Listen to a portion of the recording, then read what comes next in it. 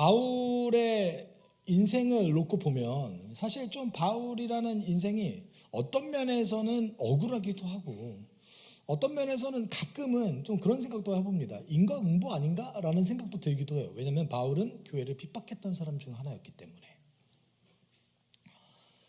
그렇지만 분명한 것은 그가 교회를 핍박했기 때문에 바울에게 이런 사명을 맡겼다. 너 한번 더 고생해봐라. 이런 의도로 우리 하나님께서 바울에게 사명을 주시지는 않으셨을 겁니다. 네. 여러분, 오늘 바울은 분명히 절망적인 상황을 직면하게 됩니다. 절망적인 상황이에요. 그리고 이 절망적인 상황은 우리가 후에 이제 사도행전 끝까지 한번 가보겠지만 사도행전의 가장 마지막 때까지 절망적인 상황이 유지됩니다. 풀리지 않아요. 문제는 해결되지 않습니다. 근데 문제는 해결되지 않는데 바울의 심경은 계속해서 변화되고 있는 것을 성경은 보여주고 있습니다. 사도행전에 잘 등장하진 않지만 제가 이제 오늘 말씀 후반부에 같이 다룰 건데 빌립보서와 디모데 후서에 그것이 잘 기록되어져 있습니다. 그런 의미에서 우리는 여러분 우리가 어떻게 바꿀 수 없는 현실, 우리가 어떻게 해결할 수 없는 문제를 우리가 직면하게 됐을 때 우리가 어떻게 대응해야 됩니까? 절망해야 됩니까? 우리에게는 그 문제를 직면했을 때에 우리에게 두 가지 선택지가 있습니다. 하나는 자기 중심적으로 인생을 해석하는 겁니다. 또 하나는 하나님 중심으로 인생을 해석하는 겁니다. 그 차이는 굉장히 큽니다. 바울은 분명히 하나님 중심으로 인생을 해석했고 그리고 절망적일 수밖에 없는 그 상황 속에서도 자족함을 배우고 하나님 앞에 자신의 그 견딤이 헌신이 될 수 있다는 것을 확신하게 됩니다. 여러분 그 과정을 오늘 한번 좀 나눠보면서 우리가 여러분 우리의 견딤이 무슨 의미가 있을까? 고민해 보잖아요. 내가 이렇게 견디는 게 의미가 있을까? 굉장히 성숙한 여러분들께서는 견딤의 의미가 있지라고 생각하실 수 있지만 저는 그렇지 않아요. 연약해서 죄송합니다. 저는 전도할 때도 그럴 때가 있습니다. 하나님 능력을 보여주실까요? 근데 대체적으로 여러분 예수님도 그러셨고 사도들도 그렇고 실패 케이스가 훨씬 많죠. 그렇기 때문에 우리에게 고통과 견딤에 대한 해석이 필요합니다. 우리 삶은 뜻대로 되지 않는 것이 훨씬 많습니다. 어떠세요? 다 성취하고 계신가요? 다 여러분 성취하고 계실까요? 네. 뜻대로 되시던가요? 네. 저희 지체 중에 한 분이 그렇게 얘기하셨죠. 고생해서 아이를 다 키워놨더니 이제 몸이 아프더라. 우리의 삶은 우리의 뜻대로 되는 게 생각보다 많지 않아요. 그러면 우리는 고통과 견딤에 대한 해석이 필요합니다. 오늘 좀 같이 해봤으면 좋겠어요. 여러분 혹시 에어컨 트셔야 될까요? 더우세요? 네, 저만 더운 거로 할게요. 네, 저 더위 생각보다 안 타는데 여러분만 앞에 있으면 제가 이렇게 더워하는 것처럼 보여지는데 여러분 조명 때문에 그런 거 네, 이해해 주세요. 오늘 본문 속에서 등장하는 베스도라는 유대 총독이 있고 그리고 아그리빠라는 사람이 있습니다. 그리고 한 여인이 등장하는데 그 여인은 아그리빠의 동생입니다. 여기서 나오는 베스도는 유대 총독, 유대 전체 지역을 다스리는 유대 총독입니다. 여러분 우리가 알고 있는 유대 지역은 그렇게 크지 않습니다. 크지 않아요. 예루살렘을 중심으로 한 사마리아 땅을 가기 전에 우리로 따지면 경기도도 안 돼요. 한 수원시 2개, 3개 정도 합쳐놓을 정도 될까? 정도 되는 지역입니다. 그리고 그것보다 더 넓은 지역을 여러분 레바논, 지금의 지명 이름으로는 레바논과 그리고 요단강 동쪽 땅, 갈릴리 땅까지 다 다스렸던 사람이 아그리빠였습니다. 여기 나오는 아그리빠라는 사람이 헤롯 아그리빠 2세가 정식 명칭이에요. 헤롯 아그리빠 2세가 정식 명칭인데 그의 아버지가 성경에 기록되어져 있습니다. 헤롯이 많이 기록되어 있잖아요, 성경에. 이 헤롯이 그 헤롯인가 저 헤롯인가. 마태복음에도 헤롯이 나오고 사도행전에도 헤롯이 나오고 예수님을 대면했던 헤롯도 있고 도대체 어떤 헤롯인 겁니까? 네. 3대가 나와요. 성경에 3대가 나오는데 마태복음에 등장하는 헤롯은 헤롯 대왕이라고 불리는 전체 그 유대 지역 전체와 갈릴리 지역 그리고 그 지역 전체를 다스렸던 대왕입니다. 그래서 별명이 헤롯 대왕이에요. 그런데 그 헤롯 대왕이 죽고 헤롯 가문의 힘이 너무 크자 로마 제국 입장에서는 그 가문을 견제할 필요성이 있었어요. 그래서 4개로 쪼개서 다스리게 만들어요. 그게 분봉왕입니다. 네. 그래서 헤롯의 아들 4명이 그 헤롯 대왕이 다스렸던 4곳을 다스립니다. 네, 빌립도 있고요. 네. 그중 한 명이 헤롯 아그리파 1세라는 사람인데 이 헤롯 아그리파 1세가 야고보를 죽였던 사람입니다. 그 야고보를 죽였던 헤롯 아그리파 1세의 아들이 오늘 본문의 아그리파예요. 어려우세요? 이렇게 생각하시면 돼요. 원수의 아들. 우리 사도 야고보를 죽인 이 원수의 아들. 네. 헤롯 아그리파 2세. 오늘 본문에 나온 사람입니다. 여러분, AD 66년 정도에 유대 지역에 아주 거대한 반란이 일어납니다. 근데 오늘 본문 속에서 등장한 이 지도자들은 헤롯 아그리파 2세는 그때까지 다스렸는데 유대 총독이었던 이 베스도라는 사람은 그때까지 다스리지 못했어요. AD 한 62년 정도에 죽게 돼요. 그리고 역사적 기록에 의하면 이 베스도라는 사람과 아그리파라 사람은 생각보다 좋은 지도자라는 평가를 받습니다. 베스도가 어떤 평가를 받냐면 요세푸스의 유대 전쟁기라는 책에 보면 베스도가 만약에 오랫동안 유대 지역을 다스렸다면 유대 반란이 일어나지 않았을 것이다 라고 추측합니다. 굉장히 좋은 지도자예요. 근데 좋은 지도자인데 이 사람 빨리 죽어요. 그리고 이 사람이 죽자 항상 우리가 전형적인 클리셰가 있잖아요. 어떤 거죠? 좋은 지도자 다음에 꼭 이상한 사람이 등장하잖아요. 그래서 이 베스도 다음에 왔던 유대 총독이 굉장히 폭력적인 사람이었어요. 벨릭시를 넘어서는 폭력적인 사람이었어요. 그래서 유대 전쟁을 촉발하게 되죠. 여러분, 베스도가 오늘 본문 속에서 생각보다 괜찮은 사람이라는 것을 보여주는 대목이 있는데, 여러분 2000년 전에 고대 시절의 지도자잖아요. 마음대로 할 수 있어요. 마음대로 해도 돼요. 그리고 식민지였기 때문에. 그런데 좀 더 정확하게 하려고 하고 굉장히 공정하게 재판하려고 노력하는 모습이 등장합니다. 지금 이 베스도라는 사람이 지금 현재 바울과 유대 지도자들 사이에 있었던 문제를 어떻게 인식하냐면 18절 19절에 이렇게 얘기하고 있습니다. 원고들이 일어나서 그를 고발한 죄목을 늘어놓았지만 내가 짐작한 그런 악한 일은 하나도 없었습니다. 그들이 그와 맞서서 싸우는 몇몇 문제점은 자기네의 종교와 또 예수라는 어떤 죽은 이에 관한 일인데 바울은 그가 살아있다고 주장하였습니다. 그러니까 베스도가 판단했을 때에 바울은 사형 선고를 당할 만한 일을 한 적이 없다라고 짐작했습니다. 정확하게 아직 조사해보진 않았지만 바울을 보고 정황을 보니까 사형 선고를 당할 만한 일을 한 적이 없는데 그리고 두 번째 베스도가 판단했을 때 이거는 그냥 단순히 종교 문제, 종교 논쟁인데 여러분 이거를 종교 논쟁으로 봤다라는 것은 당시 로마 정부는 기독교를 뭐로 봤다는 거예요? 합법적인 유대교 종파의 일부분이라고 봤던 거예요. 아직까지는 기독교가 뭐였어요? 합법이에요. 여러분 생각보다 성경은 로마 제국이 기독교를 탄압한 내용이 잘 안 나옵니다. 대부분 누가 탄압해요? 유대인들이 탄압해요.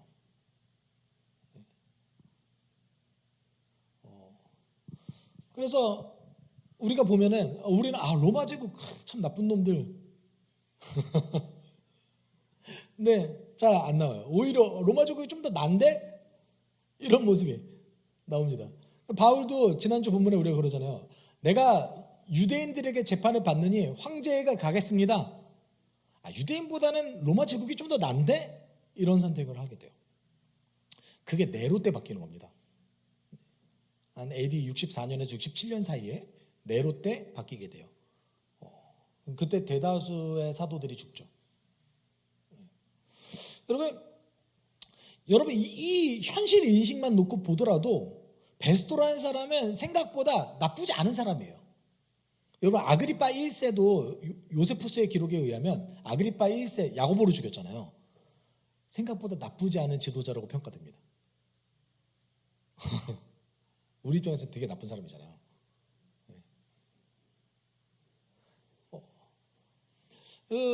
이 베스토라는 사람이 이제는 자기가 의견을 결정할 수 없으니까 누구의 조언을 구해요? 아그리파 2세의 조언을 구합니다.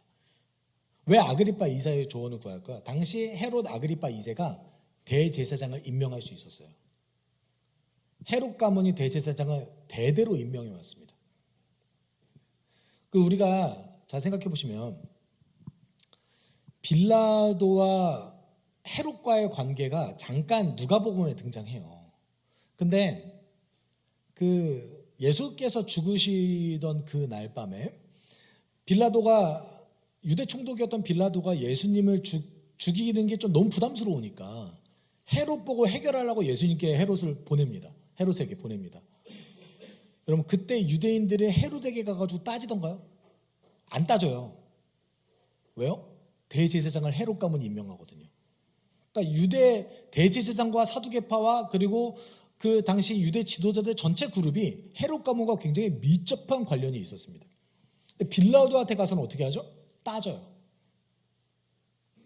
그래서 빌라도가 그 압박에 못 이겨서 예수를 십자가에 못 박는 거에 허락하게 됩니다. 이런 맥락으로 놓고 보더라도 당시 이 베스토라는 사람이 아그리빠에게 조언을 구했다는 것도 어떤 의미에서는 이 사람이 좋은 행정가다라는 걸 보여주는 대목이기도 합니다. 오자마자 힘싸움 안 하고 정중하게 조언을 구하는 거예요. 여러분 이 상황 속에서 이 정황을 듣고 나니까 아그리빠가 호기심을 가져요. 그래서 22절에 이렇게 얘기하죠. 아그리빠가 베스토에게 말하기를 나도 그 사람의 말을 직접 들어보고 싶습니다 하니 베스토가 내일 그의 말을 들어보십시오 하고 대답하였다 라고 얘기합니다. 여러분 헤롯 아그리빠 2세는 왜 굳이 바울을 만나고자 했을까요? 아마도 이 아그리빠는 복음을 들어본 적이 없었을 겁니다. 교회라는 존재를 알았을 거예요. 근데 교회의 가르침이 정확하게 뭔지는 못 들어봤을 거예요. 만날 기회가 별로 없거든요. 로마의 최고 귀족에 속하는 이 헤롯 가문에서도 가장 어떻게 보면 힘이 센 사람, 이 사람을 기독교인들이 만날 일이 뭐가 있겠어요? 호기심이 있었겠죠. 학문적 호기심이 있었을 수도 있었고 종교적 호기심이 있었을 수도 있습니다. 그리고 헤롯 아그리빠 2세는 유대교의 어떤 수호자를 자처했던 사람이었기 때문에 더 알고 싶었을 거예요. 도대체 유대 지도자들은 왜 바울을 이렇게 싫어하지? 이걸 더 알고 싶었을 거예요. 여러분, 우리는 사도행전의 전체 결말을 알고 있어요. 그리고 사도행전이 지난 다음에 교회가 어떻게 흘러왔는지 알고 있다고 얘기해야 될까요? 알고 있다고 합시다. 여러분 검색하시면 나오시잖아요. 여러분이 모르신다 할지라도 요새 굉장히 구글 AI가 잘 돼 있더라고요. 네. 물어보시면 생각보다 좋은 정보를 제공해 줍니다.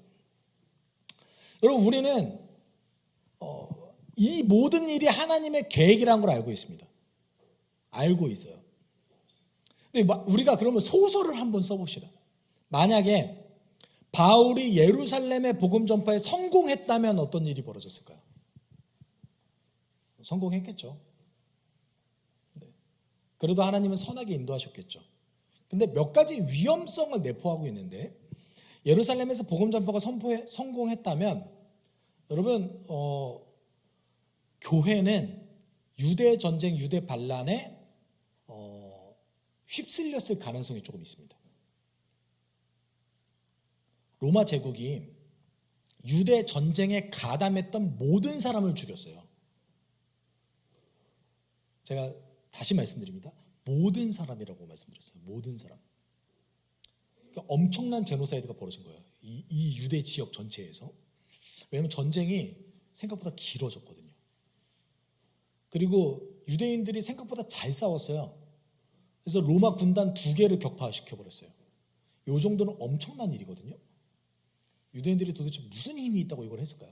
그러니까 얘네들이 안 되겠다 싶어서 유대 반란에 가담했던 모든 가담자들을 다 박멸하기 시작합니다. 그래서 여러분 요한복음에는 사두개파가 안 나와요. 서기관이 안 나옵니다. 왜 그럴까요? 그때 없었어요. 요한복음이 쓰여졌던 AD 90년에는 사두개파, 서기관, 율법학자 안 보였습니다. 오로지 외부에 거주하는 바리새인만 있었어요. 그래서 요한복음엔 바리새인만 나와요.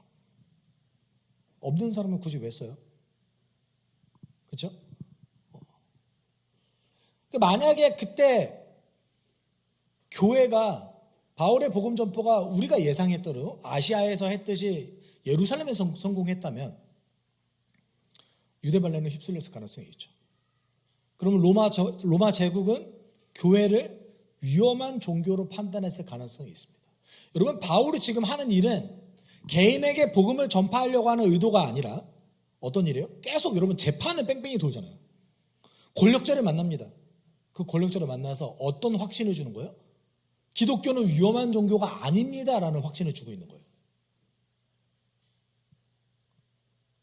로마 제국에 가서도 기독교는 위험하지 않습니다. 우리는 선량한 시민입니다. 이게 물론 나중에 네로 황제에 의해서 이게 부작용이 하나 발생하는데 너무 위험하지 않으니까 막대예요. 이게 팩트입니다. 너무 위험하지 않아서 이들을 정치적으로 이용해도 괜찮겠구나. 그래서 로마 대화제의 주범으로 몰아서 죽이기 시작했습니다. 그게 네로예요. 그러니까 바울이 했던 일이 뭡니까? 권력자들에게 우리 안 위험해요. 여러분 유대교는 위험했어요. 그들은 메시아라는 이름을 들고 일어나면서 언제나 반란을 일으켰어요. 근데 우리는 메시아를 들고 일어났지만 반란 일으키지 않습니다. 우리는 정치적으로 위험한 존재들이 아닙니다. 이걸 설득하는 것이 바울이 했던 일이에요. 이게 하나님의 섭리죠. 그 결과 로마 제국에 의해서 교회가 박멸되지 않았어요. 여러분 로마 제국이 10번 정도의 굉장히 심각한 박해를 교회에 저질렀지만 대부분 교회 지도자를 향한 거였습니다. 박멸하지 않았어요. 로마가 박멸하고자 했으면 충분히 할 수 있었는데 하지 않았어요. 위험하지 않았으니까요. 근데 중요한 사실이 있어요. 우리는 이게 하나님 뜻인 줄 알아요. 그럼 사도행전 9장 15절 16절에 이렇게 사도 바울의 사명에 대해서 얘기하고 있죠. 같이 읽어볼까요? 주님께서 너희에게 말씀하셨다. 가거라. 그는 내 이름을 이방 사람들과 임금들과 이스라엘 자손들 앞에 가지고 갈 내가 택한 내 그릇이다. 그가 내 이름을 위하여 얼마나 많은 고난을 받아야 할지를 내가 그에게 보여주려고 합니다. 그럼 이거 우리가 바울이 사명을 받았을 때 이미 우리는 성경을 통해서 알고 있었어요. 이 사람이 이방을 위해서 사역하는 사도이고 그리고 권력자들을 만날 사람이고 그 과정 가운데 큰 고난이 있을 것이라는 것을 이미 하나님께서 말씀하셨습니다. 그리고 오늘 본문 속에서 그 과정이 있어요. 아마도 제가 예상컨대 바울의 인생에서 가장 힘들었던 시기가 제가 볼 때는 두 개 정도 있었을 것 같아요. 성경에서 봤을 때. 물론 많았겠는데 바울이 실제 고백하기에 이때가 굉장히 힘들었을 것이다 라고 얘기했던 시기가 있는데 첫 번째는 에베소에 있었을 때였어요. 그래서 고린도후서에 보면 내가 에베소에 있을 때에 당한 고난을 모르지 않았으면 좋겠다. 내가 그때 마치 사형 선고를 당한 것 같은 심한 고난 중에 있었다 라고 얘기해요. 추측하기로는 고린도 교회 때문에 고통스러워했던 것 같아요. 고린도 교회가 정말 말을 안 들었거든요. 여러분 무슨 교회가 말을 안 듣는다고 그렇게 힘들어합니까? 라고 생각할 수 있잖아요. 내비두지 그냥. 바울은 그럴 수 없었던 거예요. 그때 굉장히 힘들었다고 얘기합니다. 두 번째 제가 볼 땐 고통스러웠던 시기가 있을 것 같은데 그 시기가 저는 지금이라고 생각합니다. 왜냐하면 벨릭스에게 2년 동안 감금당하고 지금까지 문제는 전혀 해결되지 않았어요. 아무런 진전이 없습니다. 계속해서 권력자를 만나서 재판받는 게 다였어요. 그렇게 강력한 성령의 음성에 따라서 예루살렘까지 왔는데 왜 아무 일도 안 벌어지지?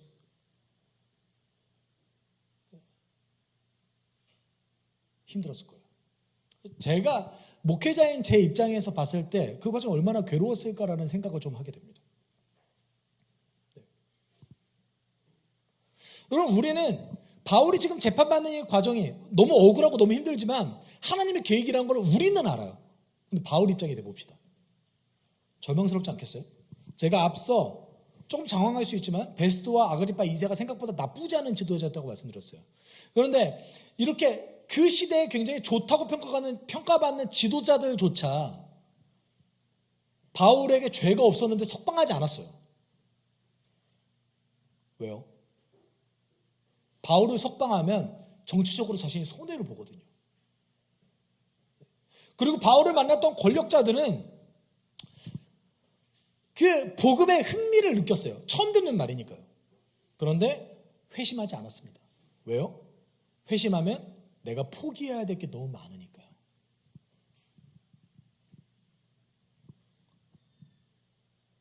아니 그러면 여러분 제가 과거에는 사도행전 28장이 너무 이해가 안 됐어요.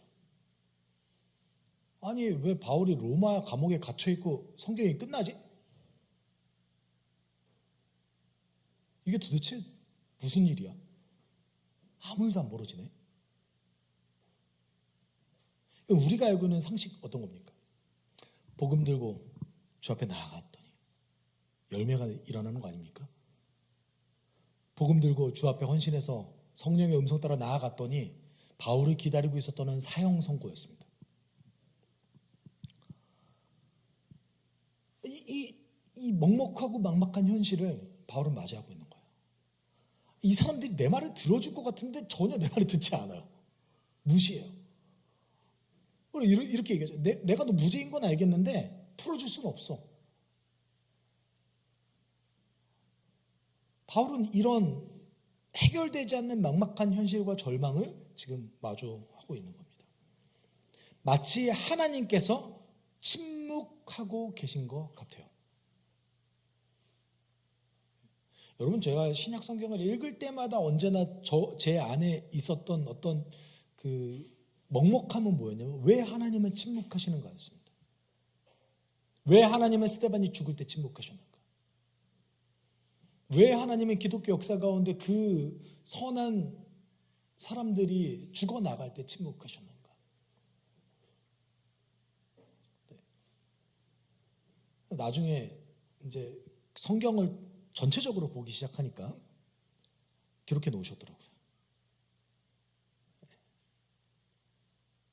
여러분, 이 땅은 하나님의 정의가 통하지 않는 곳입니다. 이 땅은 하나님의 사랑이 통하지 않는 곳입니다. 앞으로 더 심해질 겁니다. 왜요? 하나님이 멸망을 결정하셨어요. 로마서 3장 23절에 이렇게 선언하고 있습니다. 같이 읽어볼까요? 모든 사람이 죄를 범하였음에 그래서 사람은 하나님의 영광에 못 미치는 처지에 놓여 있습니다. 여러분, 우리의 인생에 뜻대로 되는 일이 있던가요? 우리 눈에 선한 이의 죽음, 억울한 죽음을 너무 많이 보지 않습니까? 여러분도 억울함을 당하시잖아요. 또 한 가지는 우리 다 짧게는 몇 년, 길게는 수십 년 동안 교회를 다니고 주를 섬겼지만 우리 내면을 아주 깊숙하게 바라봤을 때 우리 그렇게 좋은 사람이던가요? 이럴 때 누가 네라고 말씀하시면 굉장히 재밌을 것 같긴 한데 제가 설교를 준비하면서 혹시 누가 네라고 하면 어떡하지? 라고 살짝 고민을 했었습니다. 우리 생각보다 그렇게 좋은 사람 아니에요. 말씀을 듣는데 왜 나는 이 말씀을 지키지 못하지를 꽤 날마다 좌절하면서 살아가는 우리 인생을 살고 있습니다. 그것도 절망이죠. 막막한 현실 속에 살아가고 있죠. 세상은 변하지 않을 것 같습니다. 끝은 정해졌습니다. 멸망할 거라고. 그 누구도 죽음을 피할 수 없습니다.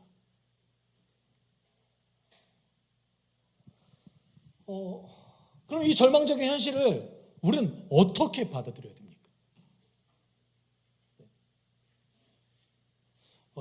여기 제가 자녀 세 아이의 아빠인데, 세 아이의 아빠는 화가 많습니다. 제가 월요일부터 금요일까지 제가 아이를 돌보잖아요. 그래서 되게 사소한 일인데 소리 지르고 있는 저를 발견하고 있을 때마다 좌절합니다. 네. 그리고 이제 저희 부모님이 생각나요. 아, 얼마나 답답하셨을까. 네. 왜냐하면 저희 첫째 딸 보미가 제 성격을 닮았거든요. 네. 태평하고 말 안 듣고 남의 말 무시하고 안 들리는 거예요. 와, 너무 화나는 그 답답함. 아니, 자녀를 기를 때도 이런데, 여러분 자녀가 뜻대로 되시던가요? 안 돼요. 얘네도 도대체 누구 닮은지 모르겠어요. 네. 안 돼요. 여러분의 인생은요, 뜻대로 되시던가요? 내 건강, 내 계획, 성취되시던가요? 어떤 건 성취됐고 어떤 건 되지 않은 게 있겠죠. 왜요? 이 땅은 그런 세상이에요. 깨졌어요. 우리의 지정의는 안 깨졌습니까? 우리의 지식 왜곡되어 있습니다. 온전한 지식을 가지고 있는 사람 아무도 없어요. 다 편향적이에요. 우리의 정서는요, 여러분 유익한 거를 다 싫어해요. 다이어트 할 때 그게 딱 드러납니다. 제가 잘못하는 거거든요. 아, 밤에 왜 이렇게 먹고 싶은지. 그리고 맛있는 거는 왜 이렇게 몸에 안 좋은데 왜 이렇게 맛있는지. 그렇죠? 여러분 우리가 유익한 거 다 알아요. 공부하면 성적이 나온다는 거 알아요. 하기 싫잖아요. 시험 기간에는 뉴스도 재밌어요.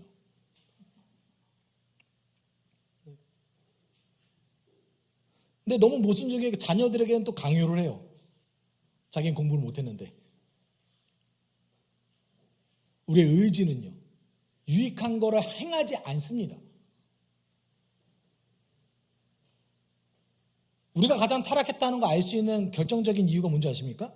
우리가 행복을 느끼는 거는 결핍이 없으면 행복을 느낄 수 없어요. 이게 얼마나 이상한 일입니까? 여러분 뭔가 부족한 걸 알아야 그게 좋다는 걸 알아요. 우린 깨져 있어요. 그러면 우리도 깨져 있고 세상도 깨져 있는 이 상황 속에서 바울과 같이 절망적인 상황을 만났을 때, 해결할 수 없는 문제를 만났을 때 우리의 선택은 두 가지로 나눠져 있습니다. 갈림길에 서 있습니다. 자기 중심적으로 인생을 해석할 것인가? 하나님 중심으로 인생을 해석할 것인가? 여러분 어떻게 선택하시겠습니까? 여러분 제가 먼저 자기 중심적으로 성경을 해석했을 때, 내 인생을 자기 중심적으로 해석했을 때, 내 고통을 자기 중심적으로 해석했을 때 우리에게는 두 가지 위험성이 있습니다. 물론 더 많은 위험성이 있겠지만 제가 오늘 다루고자 하는 것은 두 가지 위험성입니다. 첫 번째는 현실 인식을 왜곡할 가능성이 있습니다.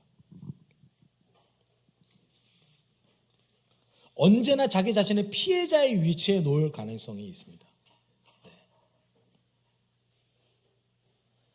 자기중심성은 세상의 중심을 자기에게 놓는 속성이 있기 때문에 어떤 문제와 절망적인 상황을 맞이했을 때에 자기중심적으로 인생을 해석하면 상황을 왜곡하게 돼요. 현실 인식을 못하게 만들어요. 왜 나에게만 이런 일이 벌어지지? 아니요. 나 빼고 많은 사람들이 이런 일이 벌어졌어요. 근데 우리는 생각하잖아요. 하나님 왜 저에게만 이런 일이 벌어집니까? 그리고 나중에 고통의 문제가 해결된 다음에 해결되진 않았더라도 시간이 지난 다음에 성도들과 대화를 나눠보면 너도 그런 일이 있었어? 이렇게 생각하잖아요. 고통의 순간에는 안 보여요. 근데 우리가 기억해야 될 게 또 하나 있는데 여러분 우리 따라해 봅시다. 제가 이런 거 잘 안 하는데 따라해 봅시다. 자기 중심성은 해결할 수 없습니다.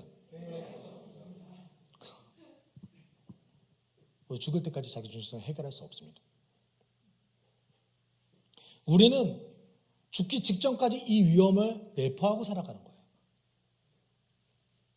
바울이 유언적으로 썼던 디모데 후서에서 자기를 어떻게 표현하죠? 죄인 중에 내가 괴순이라.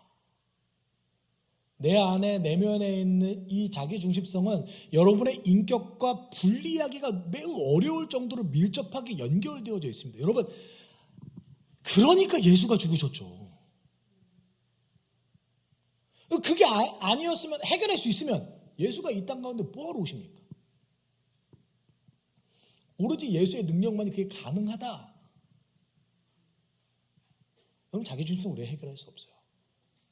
다만 우리가 노력할 수 있어요. 자기중심적으로 인생의 문제를 해결할 건지 아니면 하나님 중심으로 약속을 바라보면서 인생을 해석할 건지를 생각해 볼 수는 있습니다. 여러분, 자기중심적으로 인생의 문제를 생각하고 절망적 상황에서 자기중심적으로 해석하면 현실을 왜곡해요. 두 번째는 내적 파괴를 경험합니다. 자기를 파괴시켜요. 자기중심성은. 여러분, 정말 죄송하지만 내가 좋아하는 대로 살면 인생이 망가집니다. 그렇죠? 욕망대로 살면 인생이 망가져요. 그 결정적인 어떤 극단을 보여주는 것이 중독입니다.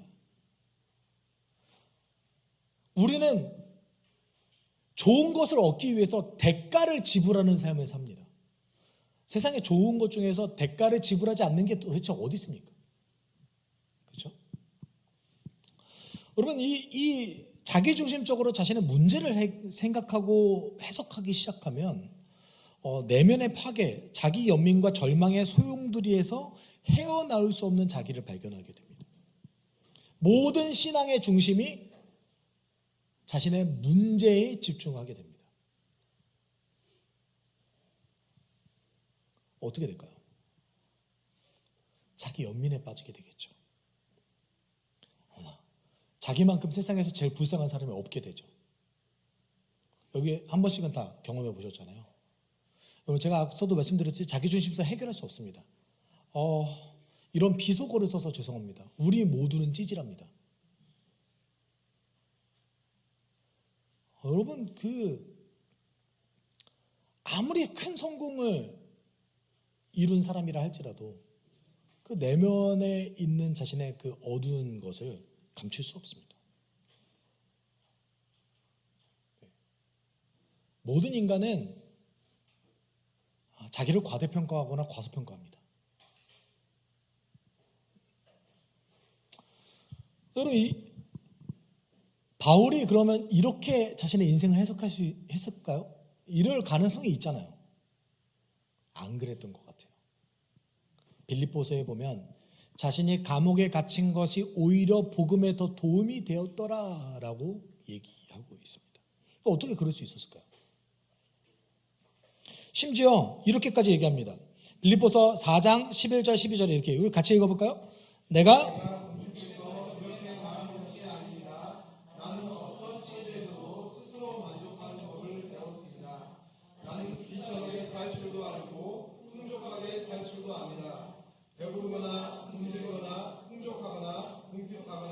그 어떤 경우에도 적응할 수 있는 비결을 배웠습니다. 바울이 빌립보서를 썼던 게 로마 감옥에서 썼을 것이라고 추측합니다.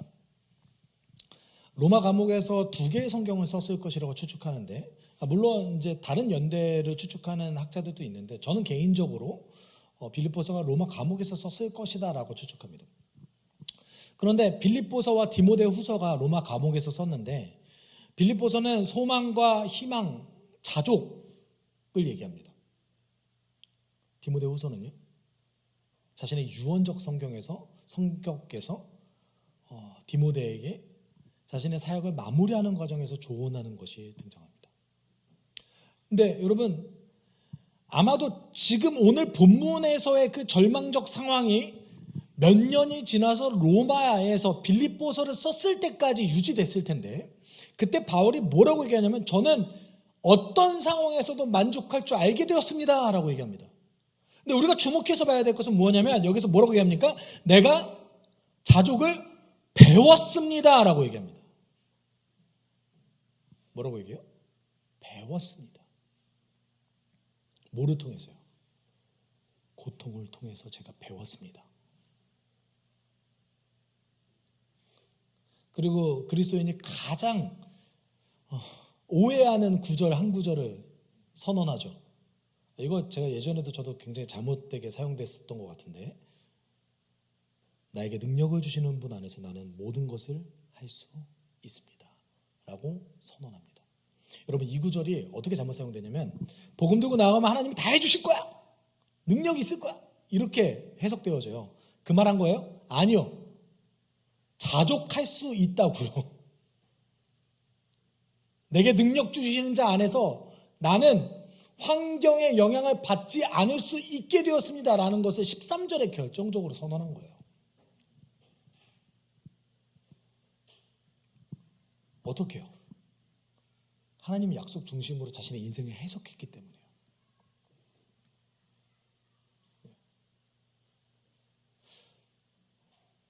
저는 그 비결이 바울이 얘기했던 기도에 있다고 생각합니다. 우리 같이 읽어볼까요? 빌립보서 4장 6절 7절 같이 읽어봅시다. 아무것도 염려하지 말고 모든 일을 오직 기도와 간구로 하고 여러분이 바라는 것을 감사하는 마음으로 하나님께 아뢰십시오. 그리하면 사람의 헤아림을 뛰어넘는 하나님의 평화가 여러분의 마음과 생각을 그리스도 예수 안에서 지켜줄 것입니다. 저는 과거에 이 말씀을 들었을 때 이게 조건절인 줄 알았습니다. 그래서 아무것도 염려하지 말고, 그렇지, 염려가 없는 상태에서 기도해야지 기도를 들어주시는구나. 어떻게 염려 안 해요? 문제가 있는데. 과거엔 제가 이걸 조건절로 받아들였어요. 지금은 어떻게 받아들이냐면 하나님의 권면으로 받아들입니다. 여러분, 항상 기뻐하라, 쉬지 말고 기도하라. 쉬지 말고 정말 24시간 기도하라는 뜻입니까? 아니면 하나님께서 나는 너의 인생이 그랬으면 좋겠다라는 하나님의 소망이 담겨져 있는 구절입니까? 저는 이게 하나님의 소망이 담겨져 있는 구절이라고 생각해요.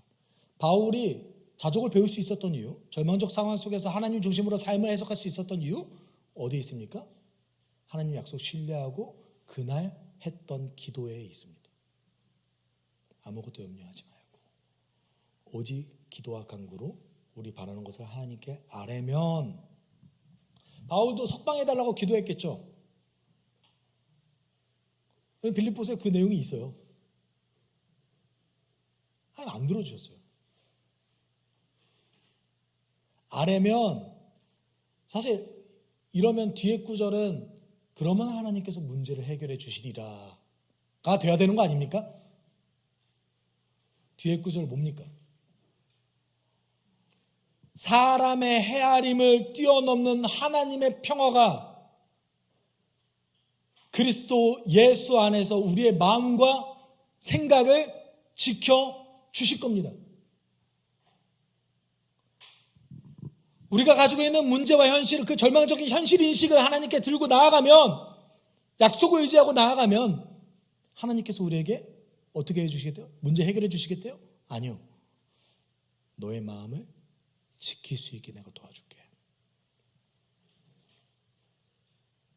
여러분, 이 하나님을 경험하시길 바랍니다. 기독교는 문제 해결 중심의 교회가 아닙니다. 성경은 문제 해결 중심의 말씀이 아닙니다. 성경은 하나님의 약속의 성취를 다루고 있는 말씀입니다. 그런 의미에서 바울이 그 절망적 상황을 견뎠던 그것은 역사적 가장 소중한 헌신이었습니다. 아무것도 할 수 없었을 겁니다. 사역이 제한됐을 겁니다. 그럼에도 불구하고 그가 그 삶을 견뎠던 것은 2000년 역사 가운데 교회에서 가장 중요한 헌신 중 하나였습니다. 여러분, 하나님 여러분의 견딤을 절대 헛되이 내버려 두지 않으십니다. 견디세요. 그게 헌신입니다. 왜요? 우리 하나님 약자의 하나님이시라고 말씀하셨거든요. 그때 우리가 그 견딤 가운데 기도하면 하나님께서 우리에게 평안 주시겠대요. 왜요? 해결해 주시겠다고 약속하셨잖아요. 내가 너에게 완성된 하나님 나라를 주시겠다고 약속하셨잖아요. 그거 믿고 나오면 내가 너를 평안하게 하겠노라. 자기중심적으로 인생을 해석하면 우리에겐 절망이 남게 됩니다. 욕망을 중심으로 기도하게 되면 우리에게는 욕망이 성취되지 않는 것에 대한 절망이 나타납니다. 하나님의 약속을 믿고 나아가면 우리에게는 뭐가 남습니까? 평안과 자족이 남습니다. 여러분, 그 과정이 하나님은 헌신으로 받아주십니다. 우리 같이 기도했으면 좋겠어요. 그동안 우리들은 고통의 문제에 맞닥뜨렸을 때 문제가 해결되지 않으면 소용없다고 생각하는 착각에 빠져 있을 때가 많았습니다. 근데 하나님께서는 보는 시선이 다르세요. 너가 이 절망적 상황 속에서 문제 해결보다는 견딤으로 나아간다면, 약속 믿고 그리스도 안에서 평안을 구한다면 내가 그것을 헌신으로 받겠노라. 우리 하나님 우리에게 그렇게 약속하십니다. 여러분의 그동안의 억울함이 견뎌졌던 것, 여러분이 그리스도인이기 때문에 손해봤던 것, 주 안에서 열매로 받아주십니다. 오늘은 내가 견디게 도와주십시오. 오늘 못하더라도 성령을 의지해서 내일 할 수 있게 좀 도와주십시오. 그것이 하나님 나라를 살아내는 우리의 태도일 줄 믿습니다. 견디게 해주십시오. 우리 이렇게 함께 기도하도록 하겠습니다. 사랑이 많으신 하나님 아버지 감사합니다. 우리는 우리 눈에 보이지 않는, 그리고